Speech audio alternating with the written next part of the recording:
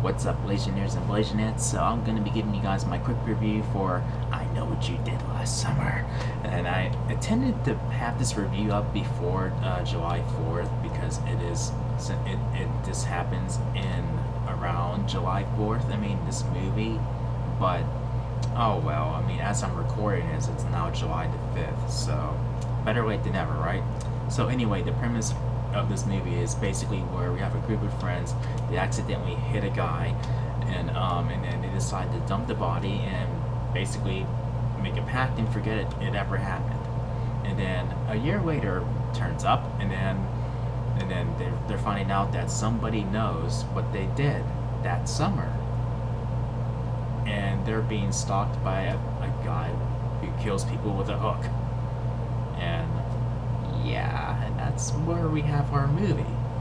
And this happened a little bit like around the time when Wes Craven breathed life back into the horror genre and back into the slasher genre with Scream. And then this movie came out a year later, and it's sort of like is like one of the results of that revival. And I gotta say, you know, and it like it follows that simple pattern like of what the horror genre was at that time, like where there's a group of teenagers and then there's a killer, and then and then our leading lady has to figure out who the killer is. And but the only exception is like it's not a killer who's obsessed with horror movies. I mean, it's like it's this whole other thing in a way, and it's based off of a book which I never read. And yeah, and I gotta say, I mean, this movie is up my alley, and I don't know why I didn't see it in theaters at the time. I don't know what I was thinking. I mean, I've always been a fan of slasher genres. I mean, of slasher horror movies.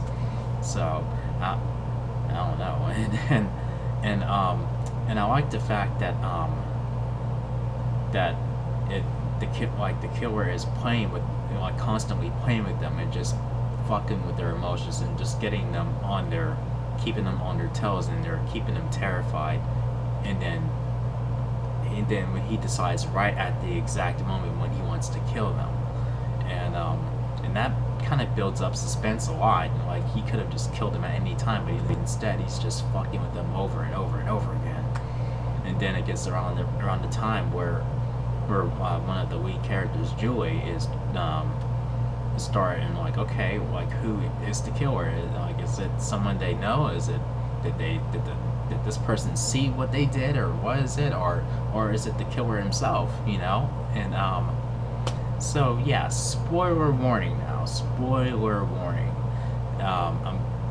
I'm glad that we find out that it's not like a friend of theirs or anything like that. It's actually the guy that they ran over, and then we find out that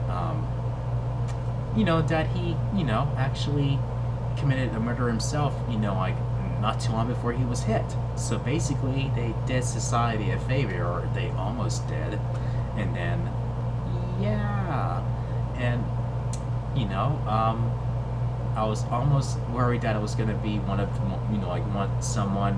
one of those kids. Like, it was gonna be, but even though I'm glad it wasn't.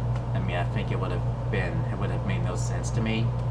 Even though I never took psychology, so I don't know what that kind of event would do to somebody where it would drive them crazy, like to where they're gonna kill somebody. I don't know, but I'm just glad that it was the guy that they hit, because you saw that that they didn't really kill him, and he's still alive after they try to dump him in the lake. So yeah, and like I said,